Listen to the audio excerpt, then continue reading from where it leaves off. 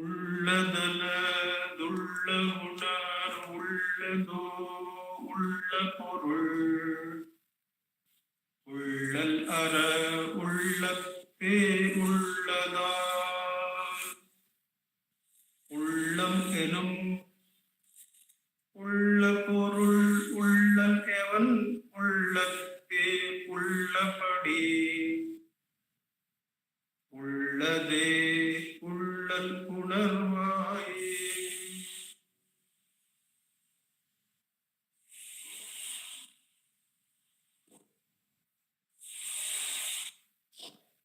Namo Ramana. With Bhagavan's immense grace, we are going on to verse number 22 in our meditation on the verses of Ulladu Narpadu. Madikuli tandam madikul olirum மதியினை உள்ளே மடக்கி பதியில் பதித்திடுதல் அன்றி பதியை மதியால் மதித்திடுதல் எங்கன் மதியாய்.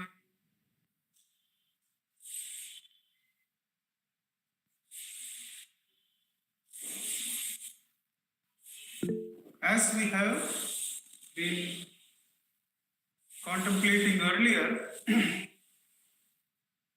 the verse numbers 8 to 22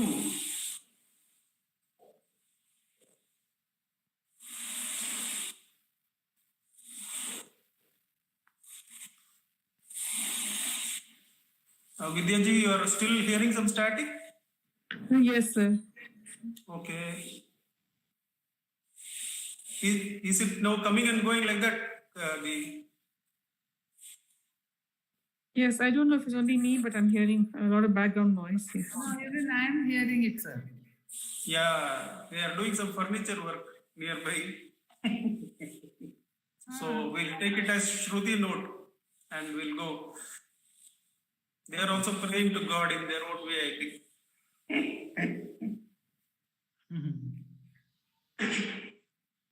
In these verses, I can continue, Dr. Akka?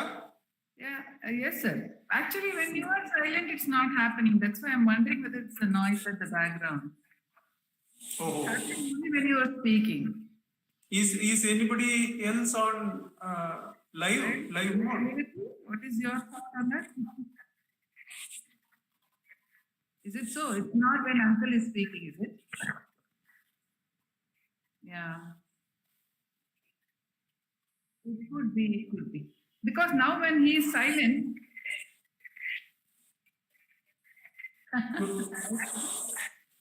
okay. No, see, now you are hearing, isn't it? Yes, sir, it's intermittent. It's not when you are speaking. Yes, it must be the background only. We can continue, sir. Bhagavan gives us some background music.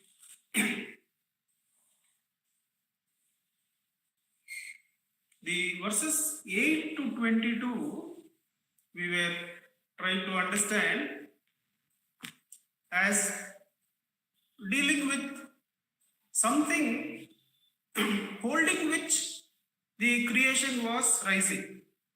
Of course, Bhagavan doesn't use the word creation or world, but since he had started off the verse 8 as Epairit Yaguruvil Ethinum, and in Jnana Marga, the names given are probably not the names of gods, but names of principles or substances that are popularly known in the Jnana Marga. So, Bhagavan starts off with Irantaigal, Mukkudigal, and then goes on till he comes to Vidimadi, Mula Vivekam Ilarke, Vidimadi Vellum Vivadam. Then, in the 20th, 21st and 22nd, Bhagavan lets go of the other concepts. He directly starts focusing on that holding which the world, the jnana world arises. The jnana world, of course, is taken to be adhara for the stula world. The stula world cannot arise without the jnana world of arivu mariyamayam or vidimadi or nigalvu. So, all these are arising, holding on to one. And that one, as is popularly known in religion as the God who creates, maintains, and absorbs, that one holding on to which all these arise.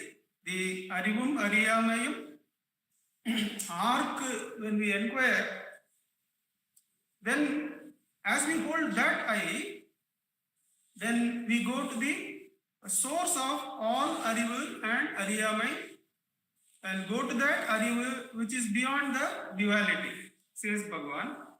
So, we were discussing those 8 to 22 verses as verses telling us about what is in normal connotation taken as God, the personal God or the Purusha. When we go into the chapter 12 of Bhagavad Gita, I am not an expert on Bhagavad Gita, but only for Bhagavad Gita Sara, I have gone into the Gita. But the chapter 12 is the end of Bhakti Marga or the culmination of Bhakti Marga and the beginning of chapter 13, which is the Asipadatvam or the Jnana Marga, which begins from chapter 13. Of course, Gita itself, it is said, is a representation or a manifestation of the Tat Tvam Asi, the Tvam Padam, the individual being covered from the first 6 chapters, all what the sadhaka has to do, and the chapter 7 to 12 are supposed to cover the Tat, the God whom we are worshipping. Then Asi, that both are unified in Asipadatva, that the Supreme Being and the individual being are one and the same, Asipadatvam. That Asipadatvam is what is there in chapters 13 onwards till 18, is one of the popular ways of understanding we have of the Bhagavad Gita. Now, we find that Bhagavan in the verse number 20, 21 and 22, he covers exactly about the nature of that Tat, that God whom we take as that supreme individual holding on to whom the whole creation arises. The holding on to whom the dualities and triads, they arise. So in these verses, Bhagavan in 20th, he begins by saying that Kanam Tanevittu Tan Kadavulai Kadal Kanam Manomayam Kakshitane Kanumavan Tan Kadavul Kandana Tan Mudalai Tan Mudal Poi Tan Kadavul Andriyadal. So Kanam Tanevittu. So how the Tvam becomes merged in Tat, Bhagavan says that you have to hold the Tvam and seek the source of the Tvam. Then you will meet the Tat, you will meet the supreme individual being or the personal deity or God, whom we call by different names. But that being, that entity will be met with when we go holding the Tvam, holding whoever I am. Who am I when we hold? Kanum tanai vittu, but instead of doing that, when we see that I am seeing God, Bhagavan says, it is a manomaya kakshi. It is only a projection of the mind. Manomaya kakshi tane kanumavan taan kadavul kandana tan mudalai taan mudal poi. So taan kadavul andriyalada. That was verse number 20, where Bhagavan said that you have to hold the Tvam Padam, seek the truth of the Tvam Padam, of course, in the established truth of the Tat Padam, so that the Asipadatvam becomes a reality, becomes the reality that both the Tvam Padam and Tat Padam are in fact merged and one and the same in the Asipadatvam, in the being. Then comes the verse number 21, where Bhagavan covers almost like the Vamana Avatara, the whole of the Karma Marga and a major part of the sadhanas in Yoga and Bhakti Marga, which involves a lot of usage of the Upadhis. So Bhagavan covers all that. That is chapter number 1 to 6, 6 to 12, till almost the end of chapter 12 in Gita. Bhagavan covers in verse number 21, Tannaitan Kanal, Talaivan Tanaikanal, Ennum Pannulunmai Ennayalil. This carnal word is used, seeing is used as an explicit karma, an explicit doing. So, Tannaitan Kanal, Talaivan Tanaikanal, this karnal is to be taken as the root of the whole of karma, and whatever is karma based offerings in both yoga and jnana marga, quite a lot of sadhanas are prescribed where the upadhis are used as a work, but then the being fixed in the supreme being in yoga or offering it to God, that is the difference between the direct karma marga and the bhakti marga. But all those are covered by this one verse of Bhagavan, that Tannaitan Kanal, Talaivan Tanaikanal, Ennum Pannulunmai Ennayalil. Tannaitan Kanalevan, Tan Ondral, Kanavonade.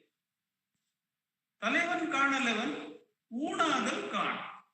Since the I inside is one, there is no seeing there. There is no, all the karmas get merged in this very root karma.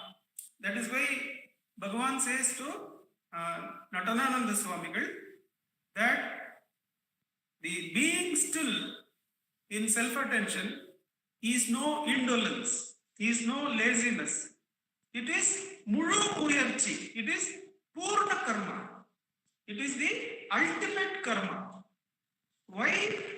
Bhagavan says, in all other works, in all other doings, part of the mind is employed and the work is done with frequent breaks, whereas in the act of trying to see oneself, Tannaitan Kanal, in that Muyarchi, the whole mind has to be employed and there cannot be breaks, because both the mind and the breaks are the non-self.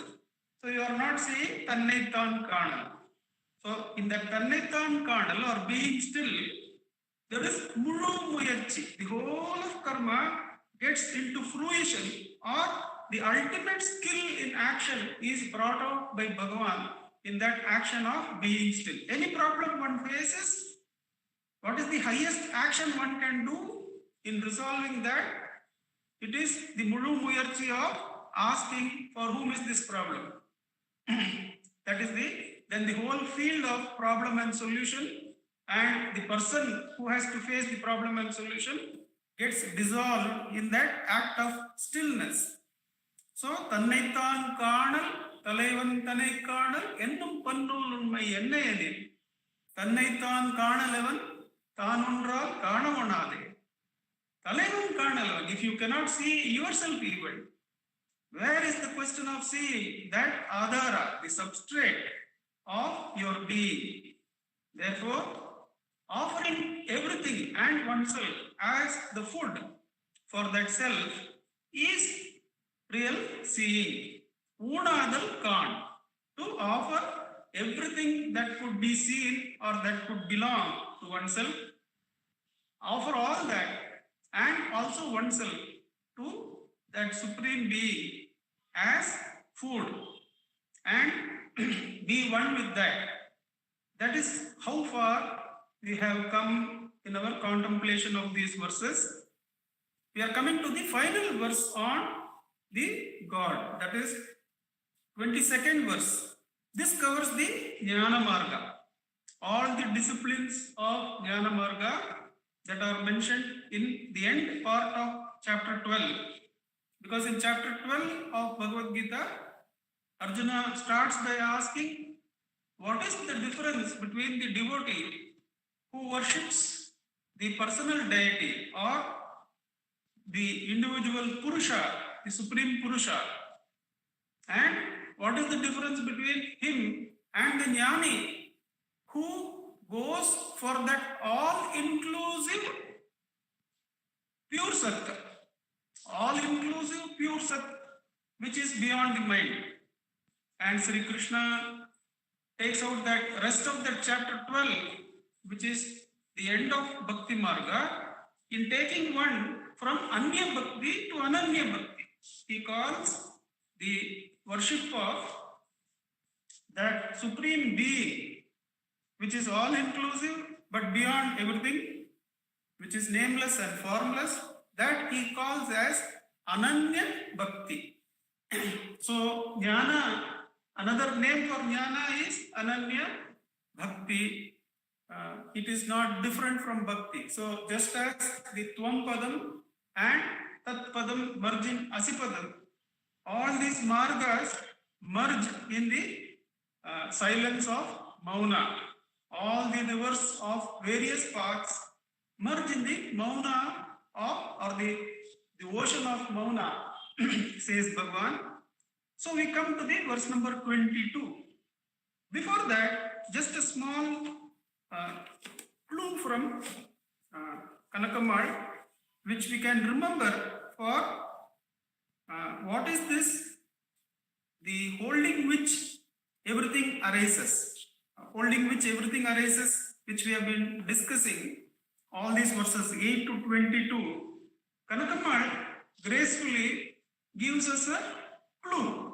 Right at the beginning of the introduction she gives to Ulladu Narpadu, Amma goes somewhat like this. விளக்கின் உதவி கொண்டு பொருள்களை அறிவது போல் சாதகனின் அறிவை தூண்டி தன்னைத்தான் அறிவதற்கு உரிய மெய் உணர்வை அளிக்க வல்லது அரிய நூல். I'll repeat that. விளக்கின் உதவி கொண்டு பொருள்களை அறிவது போல், just as the holding the lamp we are able to see objects, sadhaganin arivai tundi, by kindling the or awakening the spirit, the knowledge within the sadhaka, தன்னைத்தான் அறிவதற்கு உரிய மெய் உணர்வு, to behold the self, to know the self, to be the self. You cannot have anything but mei unarvu. Uriya mei unarvu, she says. To hold the self, which is beyond time, beyond place, which is eternal, which is ever existing. Can you have a knowledge that is flickering? Can you have a knowledge that is going outward, holding a body as I? No, says Kanakamal. You can have only a mei unarvu. Mei unarvu is the existence consciousness. And what that Mei Unarvu's job is, the Mei Unarvu's job is not anything else, not creation, maintenance, destruction. Its main existential reason for that is to know its own eternal being.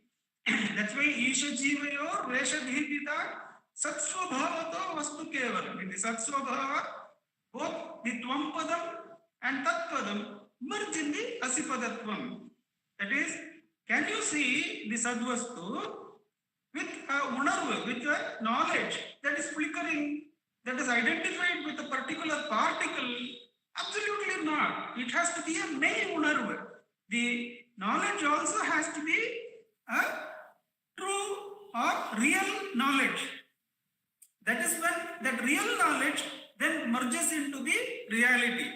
The reality absorbs that. So a clue that Kanakamal gives us is that, and which will help us in re-reflecting on the first verse. The Ulladala, Ulla Unarvu, that Ulla Unarvu is what Kanakamal calls here as May Unarvu. May Unarvu is the Tat Padam, the Ishwaratva, holding which all the other things arise, but that May Unarvu, this Purana can have variations. It is the Shakti, therefore its reality comes about only when it gets absorbed or when it understands this and settles without asking anything from the Asipadam. Therefore, the Tatpadam also merges there. That May Unarvu is holding which everything arises is a hint given, of course, other than the self, none of this can be held on. Like, because they will then resolve into the next support like that. Therefore, a hint is that all these 8 to 22 verses is about the May Unarvu, but not stopping at the May Unarvu absorbing into the May Padam or the May Porul, Ulla Porul, like that. Therefore, coming back to this verse, I suppose enough background we have done work on 8 to 22. Now, a little bit understanding of this verse 22, then we go for the completion of 8 to 22. If you have any doubts, you can post it in the group.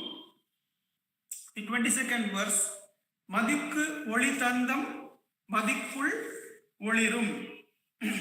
Madikku Oli Tandu, Bhagavan says, the mind in who am I, Bhagavan says, is the knower of everything, and since it is the knower of everything, it is also responsible for all the actions.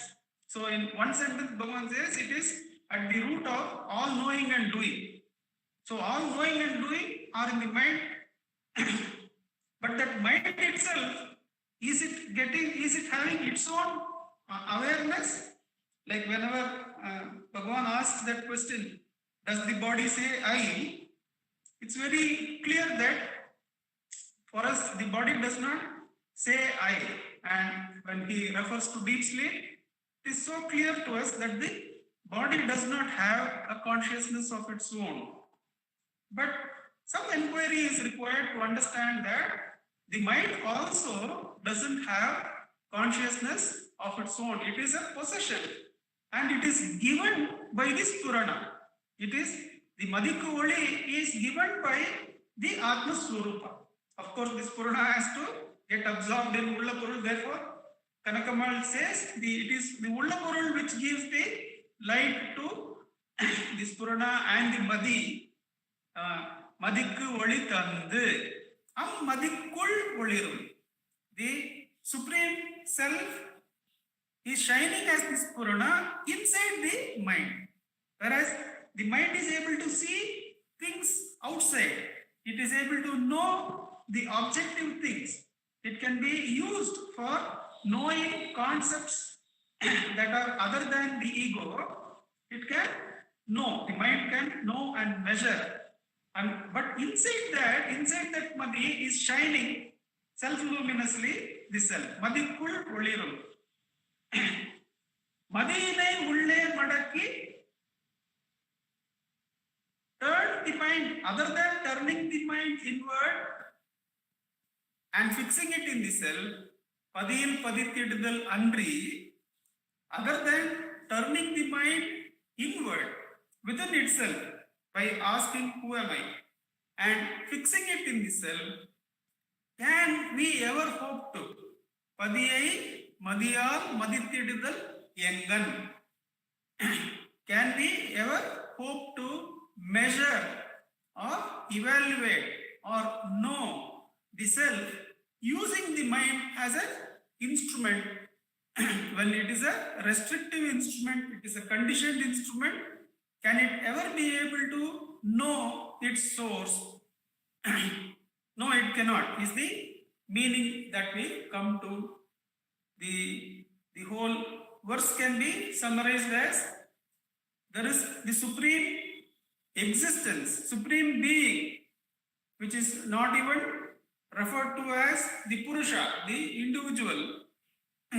It is the supreme being, which Kanakamal says, it rises and shines and gives light to the Madi. Now, it is shining where? It is shining within the mind. It is shining within the mind. And the mind itself is an instrument which can measure only things outside itself. Like the eye, it cannot see itself. It can only allow consciousness to go through it and see things outside of itself. Similarly, the mind too cannot see what is within it, but it can go through and of course one has to understand that what is the Madi according to Bhagavan? The mind is the I thought that rises within the body. That is the first thought itself is called as the mind. Therefore, every other thought is outside that. And the I cannot see within itself is the indication. Madikoli Tandam, Madikul Volirum. The supreme being is shining within the mind. So the Padi, the word Padi here refers to the supreme being. Of course, since in the context of verse 8 to 22, we can say that it covers the verses up to the verses contained in Gita up to chapter 12, which are all about the Purusha, the individual. But the Purusha himself has to merge in the being, in the reality of the being. In fact, Bhagavad Gita Sara of Bhagavan starts with verses from chapter 13, the Asipadatvam, the Tattvam Asi. In that, the Asipadatvam only Bhagavan starts. That is Kshetram. That the Kshetram and Kshetrajna. About the knowledge of this, that is what is the essence of Jnana. That is how Bhagavan starts the Bhagavad Gita Saram. And then goes ahead, about the Kshetram, we find only one verse. Whereas the description of Kshetram in chapter 13, it goes on over many verses. And Bhagavan condenses all that in one verse. Jatasya hi dhruvor mrityu, dhruvor janmam mritasya cha, he says. That whichever is born or that whichever appears is bound to die or is bound to disappear. And that which is supposed to have attained death or disappearance is bound to be born again or appear again. That was something we were spending some time on while discussing the Bhagavad Gita Saram. How is it that death necessarily means rebirth? Because until jnana or the fruition of surrender happens, the birth and death cycle is supposed to continue, because one has not understood the essence of the life that is conditioned. One has to remain in that conditioned existence till the sadhana attains fruition, and the ever-existing reality makes that whole journey unreal. The whole journey of conditioned existence vanishes as unreal in the reality of the Supreme. But of course, we are jumping ahead. This verse, Madikoli Tandam, Madikul Volirum, Madine Ulle Madaki, Padil Paditidalandri, Padiyai Madiyal, Maditidalengan. The first thing we understand is that the Madi is a Jadavastu, that it does not have the consciousness of its own. The consciousness is a borrowed consciousness. Therefore, if you seek the source of the consciousness, then you will find the Asipadatvam.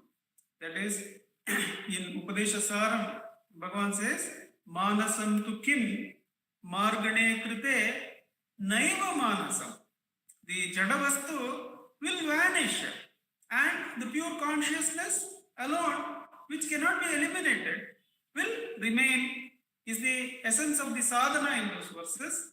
But here, how the pure existence or the padi, how you can measure with your mind? You cannot measure with the mind, which is a Jadavastu.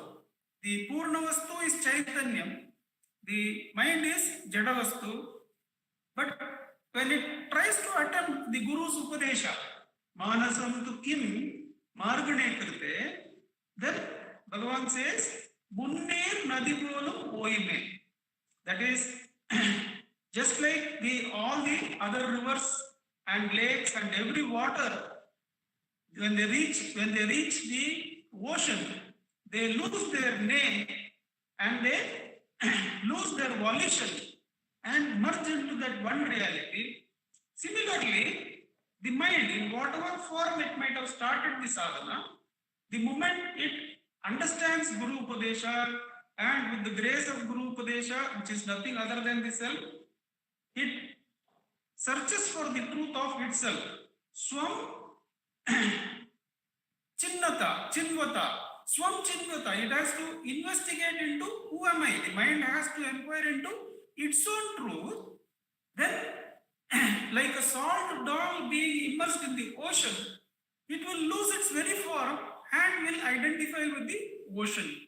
So, that is the first part, Madikku Olitam, that it is having borrowed Arivu.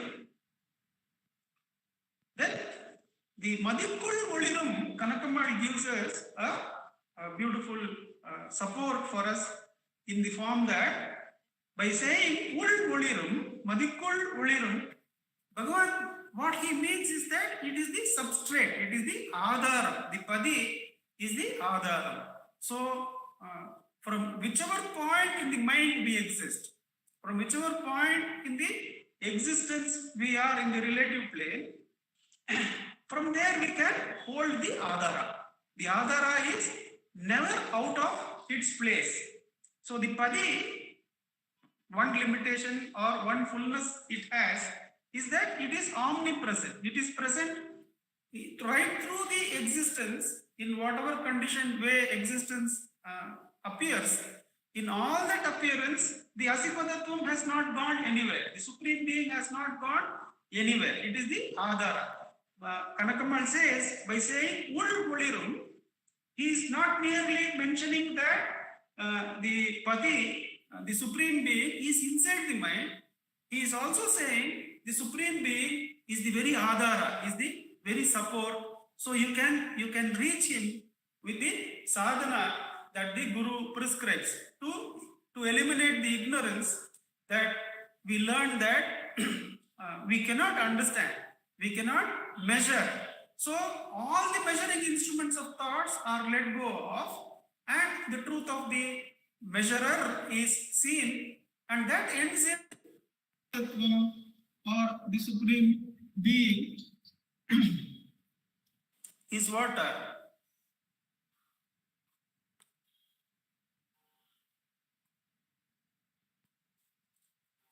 the verse tells us. Then of course,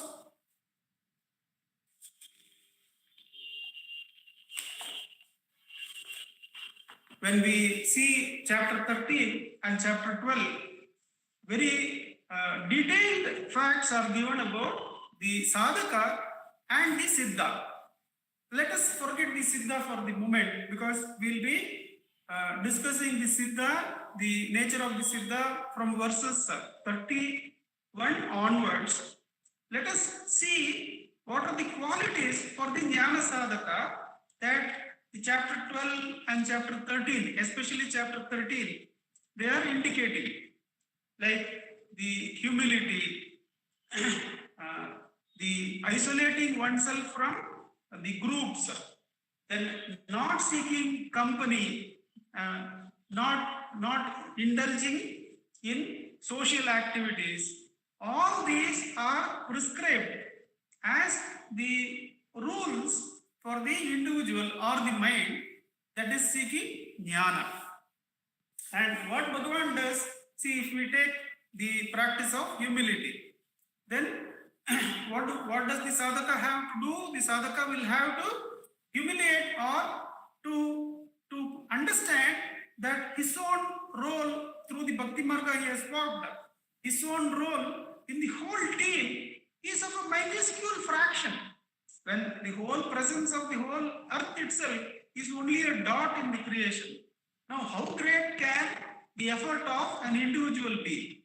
The individual is obviously a part of a whole team, the majority of which I am merely standing on the shoulders of. That one has to realize that whatever I am doing, this has had the help from millions and millions of beings, millions and millions of efforts preceding, of which I am just standing on the shoulders of. What my parents have done, what the rishis have done, what the whole of humanity has experimented, what the devas and pitrus and other people have all contributed. All that, on top of that, all the Guru Kripa I have received. On top of that, the small who am I am doing. So the humility has to be worked on in the Jnana Marga. One has to understand, and then the Jnana one is eligible for. Whereas Bhagavan says, if you take any of the qualities in chapter 13 prescribed for the sadhakas, there is quite a list about 6 verses or so are specifically on the qualities for the Jnana Margi, the one who wants to look at the Asipadatva, not the worship of the Supreme Purusha, but of the Supreme Being. What are the qualities? Adamba, the not show off, no show off at all, because it is the opposite of humility, isn't it? So that is also mentioned as a quality. What does Bhagavan say? You cannot measure this. You cannot measure the Supreme Being, that being humble I'll be able to reach, or not being a show off I'll be able to reach. But what purity, the humility and the non-show off brings, automatically the inward turnedness it brings. When one turns inward to offering oneself as food, as mentioned in verse number 20, or knowing that none of the thoughts can measure. None of the thoughts can measure the Supreme Being. Therefore, my only way is to turn inward and fix in the Supreme Being and abide there. Now, how does this equate for all the qualities mentioned by Sri Krishna? Is that Bhagavan says the purity of all those sadhanas, knowing what are the Jnana Marga sadhanas, Dilipji would mention this again and again. Going through those lists of sadhanas, we get terrified that all these qualities, when are we ever going to get? It is really like that those qualities when mentioned, and when we see all the great ones, the great devotees who have lived such an exemplary life, we get worried when are we going to get these qualities? Whereas Bhagavan says, since you cannot measure them, you just keep doing only the who am I, being still. And the purity that will come from holding on to those qualities will come automatically. Because as Bhagavan says in the Arunachala Pancharatnam, that Amala Madhitanna, that is automatically it becomes Amala. When you try to hold the I, Aham Editan engagement, when you inquire, automatically the Amalatva, the purity, it is blessed. Automatically it is there. You don't need to think that I am humble, I am now not a show off. Whatever happens, happens. But one's purity or impurity is not dependent on any of those qualities, but it is dependent on holding the I. Who feels he is humble? Who feels he is a show off? Who feels he should not be humble? Who feels he should not be a show off? All those thoughts are also eliminated. Not to put down any of the sadhanas mentioned in the chapter 13, but only to say that in this one verse, Madikkulikandam Madikkulvolirum Padiyai Madiyine Ulle Madakki Padiyil Padithidudalandri Padiyai Madiyal Madithidudalengan. Bhagavan covers all those qualities that the Jnana Sadhaka is required to observe and meticulously have and then offer it to God, offer it to the supreme knowledge. The normal knowledge is knowing as a medium. Knowledge as a medium is the relative knowledge. But knowing knowledge itself, arivai, ariyum, arivu. That consciousness which is Mei Arivu, says Kanakamal. Mei Arivu means that Arivu which knows itself, still not come into Asipadatva, but it is the Spurana. The Arive Ariyam Arivu is Spurana. How to come to that Mei Arivu? To completely understand that not a single thought, not a single action of the mind can ever measure. Only fixing the mind, Manasam to kill, Margane Krite, Naiva Manasam, eliminate all the measurements, all the thoughts by fixing the mind in the Padi. Padiyai, Madiyal, Maditita the Lengan, Madiyai. To know that you cannot know. When somebody quotes Socrates to Bhagavan, they say, Socrates says that I know that I do not know. The Socratic method is very interesting. What he does is, whenever he has to sit for the determination of what is really the best way of forming laws for the country, what is the best way of being an artist, what is the best way of being a musician, what is the best mode of being a good carpenter, he says they are all good, those people are all good, but they know their goodness. So by the act of knowing, the goodness becomes limited. Whereas I know that I do not know. Even as I engage in dialogue, I know that I do not know. That the source from which these things come, I do not know. And that is said to Bhagavan, that Socrates says that he does not know. But Bhagavan says that knowing that I do not know is not ignorance, it is knowledge, says Bhagavan. So whenever the mind is anxious to know, when it wants to know through the name of somebody or what will happen to that somebody or the name of the institution or what will happen to that institution, one should know that by that very act of knowing, we are limiting the existence of that and ourselves. So what we have to do, withdraw from that knowing, the relative knowing of the object, and fix that Madi in the source, the Padi. That's what Bhagavan says to Ganapati Muni in the Upadesham. Observe from where the I thought arises. There the mind means the entire creation. Whatever we have seen up to now, we have seen about the world from verses 5, 6, 7, then about all the various components in Jnana Marga, all that get absorbed in the Padi. In this verse, Bhagavan brings the culmination of the Karma Marga, Yoga Marga, Bhakti Marga, and Jnana Marga too, that the rest of the Jnana Marga, other than Vichara, are all completed in the first 22 verses. All those parts are covered completely. Where does Bhagavan bring? The ultimate of karma, bhakti, yoga, and jnana is in this verse, because all those are done with Madi, with the mind.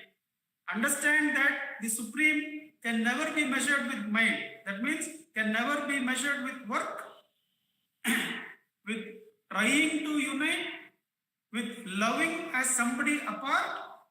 It cannot happen like that.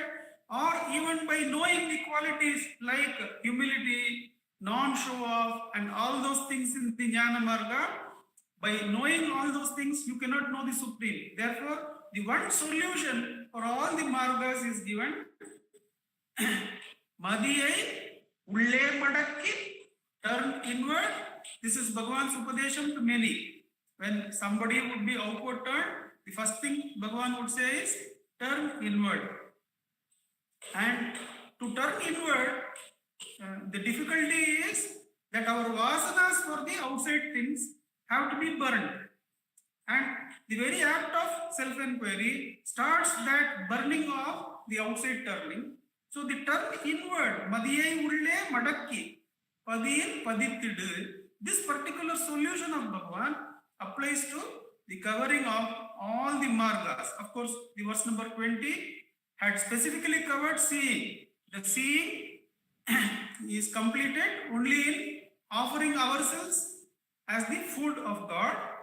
Then the knowing is completed only by offering all the thoughts or all the measurements and fix the mind in the source. Padiyil padittidu, says Bhagavan. And we come to so the Ulladu Narpadu is not only about the Vichara, it is a complete look at the whole sadhana loka. And then from verse number 23 onwards, we start the definition of problem in the Viveka segment, about the Viveka, about the ego, 23, 24, 25, 26. Then the sadhana segment of 27, 28, 29, and we can include 30. These verses now start Bhagavan's core teachings. So up to now, it is the Viveka on the rest of the teachings and the relationship of rest of the teachings in the other margas to Bhagavan's teachings. Now he is going to take us to his core teachings, how ego is the source of all problems.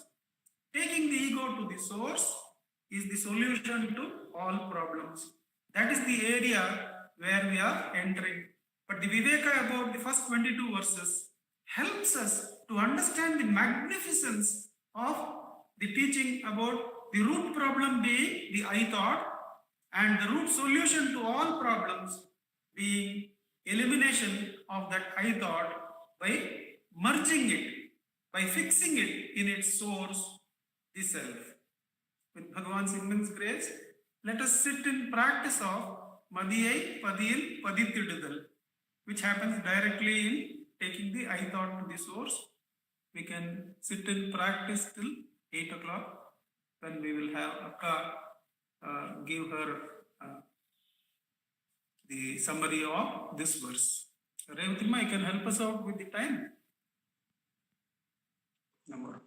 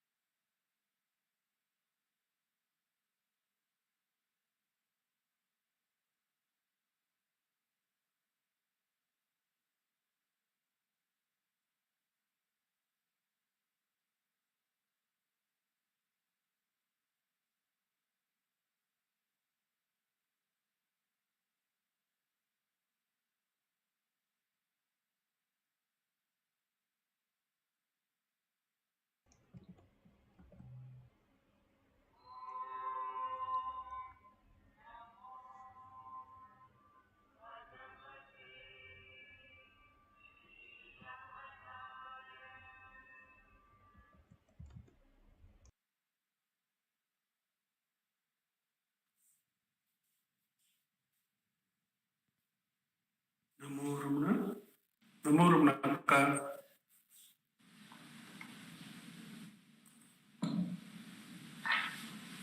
Namo Ramana. Prostrations to Ramana, shining as a self in all beings. Here, every time we say this, prostrations to Ramana, shining as a self in all beings. In today's verse, Bhagavan tells us, shining within, shining as the support, shining as the adhara. And beautifully, Nandakumar ji has highlighted two of the aspects of the verse. The first, that the light, the mind, is not its own source of light. And in this, the word which Bhagavan is using is Madik Oli Tandu. He is giving light to the mind. Which is giving light? The self is giving light to the mind. That light is being given, gifted to the mind. So it took my mind to one of Sadhuam Swami's compositions, wherein he says, Koduppavan perida alladu anda kodai porul perida. See, somebody gives us a gift. Is the giver of the gift larger, huger, more important, more significant, or is the gift given to us more significant?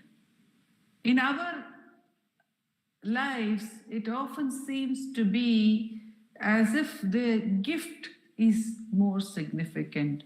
The light is given to the mind. The mind becomes more significant. The thoughts become more significant than the source of the thoughts.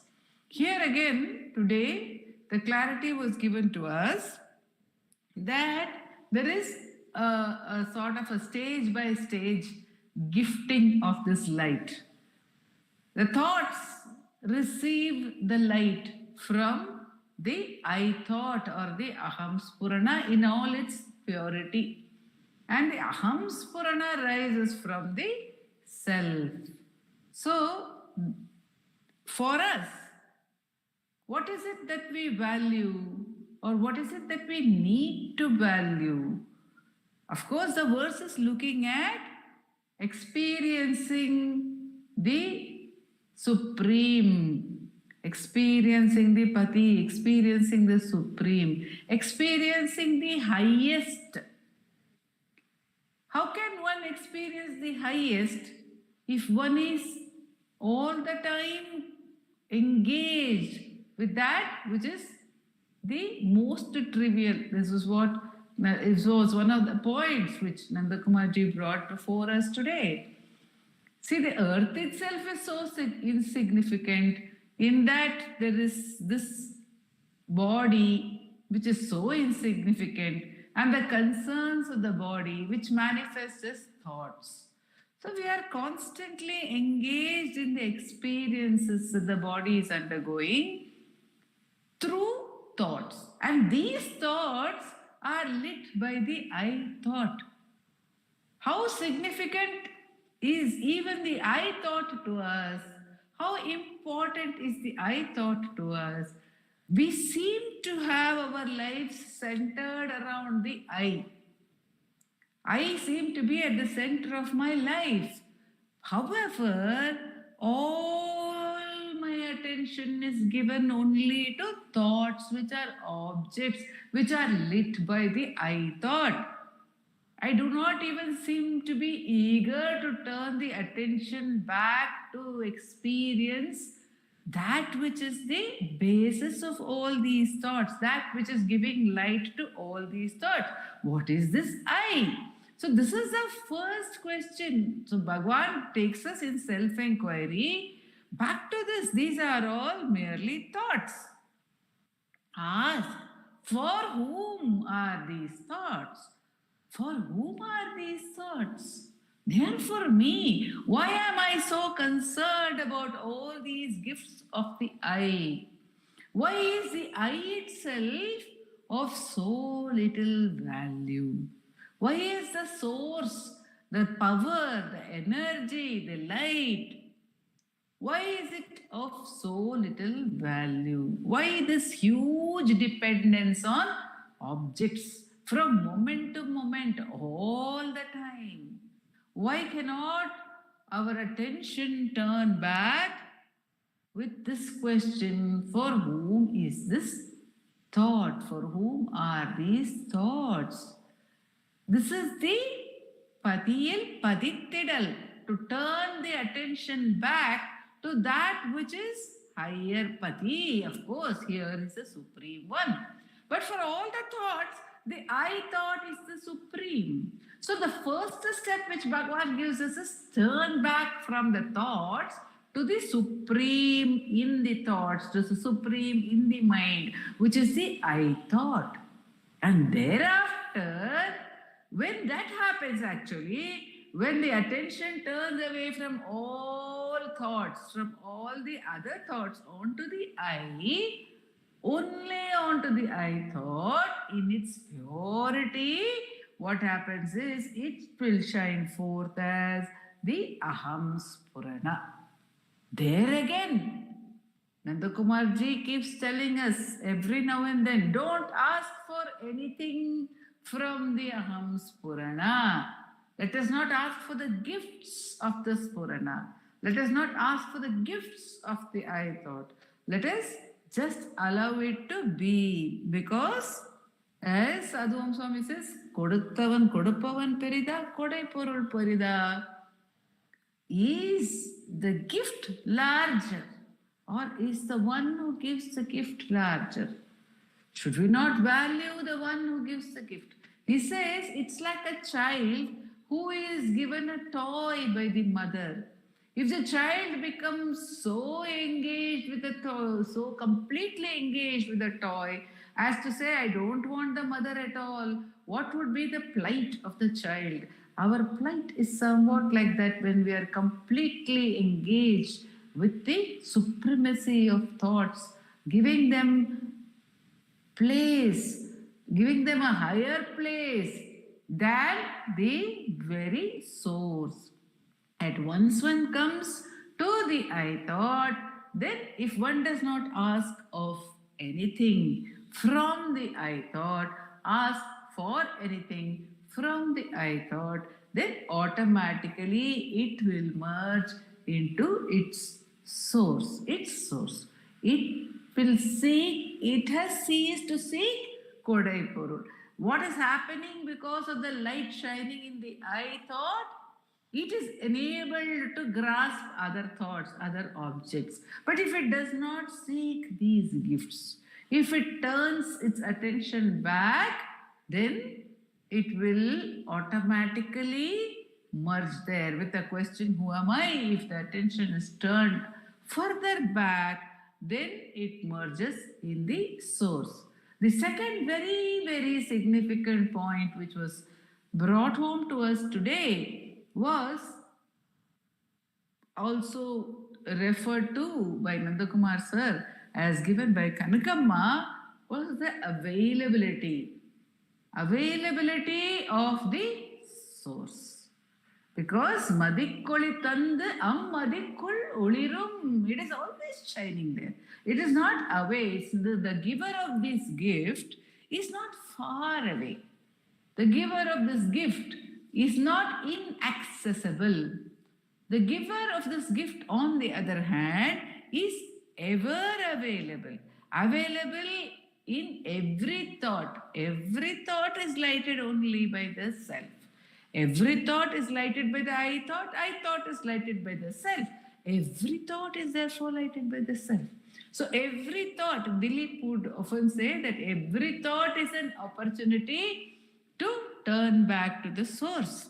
Every thought is an opportunity to experience the source. In one context, actually, Bhagavan is asked, why this apparent reality, Bhagavan? Why this world? Why all this? Why this Maya? Why all this? And Bhagavan, in that context, of course, in another context, you would say, where is it? It is not there. Or find out for whom it is. But in that context, he says it is only to make you turn inward. This is there only to make you turn inward. It is there only to make you question. It is there, if at all we say that is the world exists, says Bhagavan, in order to make us question its reality. To question, to recognize, oh, if this world is there, it must have a source. If thought is there which rises and sets, it must have a source which is relatively stable compared to that thought. The I thought is relatively stable compared to the other thoughts. So we can understand when we look at a thought coming and going, this cannot be the permanent reality. This cannot be the supreme, because the supreme cannot come and go.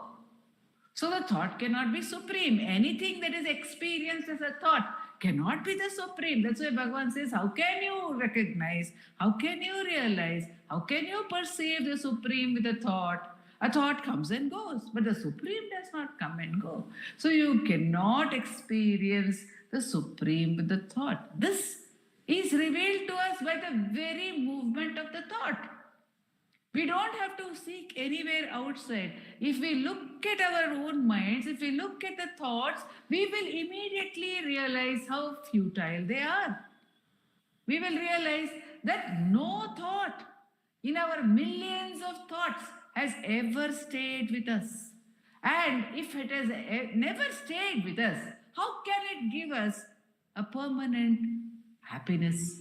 That which is itself completely impermanent, how can it give us a lasting joy? So the thought can never give us joy. This is very evident when we see the nature of the thoughts. And on seeing this, if our mind seeks that true happiness, which is the Pati, which is the Supreme, which is the Lord, which is what we are all seeking. What is it that we are all seeking? That continuous, unbroken happiness. That is Supreme. That is the Lord. That is the nature of the Lord.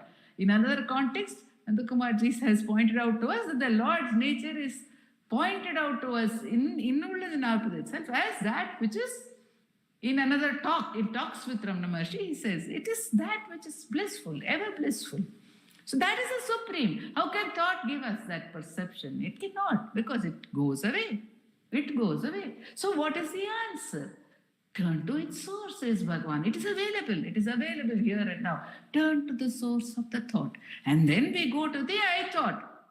And then again, we realize that the I thought also goes away. It goes away in deep sleep. So it cannot be the source of its own light. It cannot be source of permanent bliss, everlasting bliss. It cannot be, because it goes away. So then our attention turns back to the source. But this whole process is possible. The sadhana is possible. But we can turn back. This is also an assurance which is beautifully given in this verse when Bhagavan says you immerse the mind in the source. Other than this, there is no way. But this is the way, and this way is available. When Bhagavan says, other than this, there is no way, he's also telling us this way is there. It is open to us. It is available to us. What greater grace can be there than Bhagavan telling us, here is the way. This is the way. You can take it. And you don't have to worry about any other way. You don't have to worry because nothing else is going to take you. You don't have any options. See, options are always confusing. We don't have any option. Just go to this. Go directly to this. Get back directly to the source, says Bhagavan. Don't wander here and there because nothing is going to be of any use. Just get back. And this is possible. This is available. And it is available to you always. So all you have to do is try. Keep trying to turn the mind back and fix it in the source.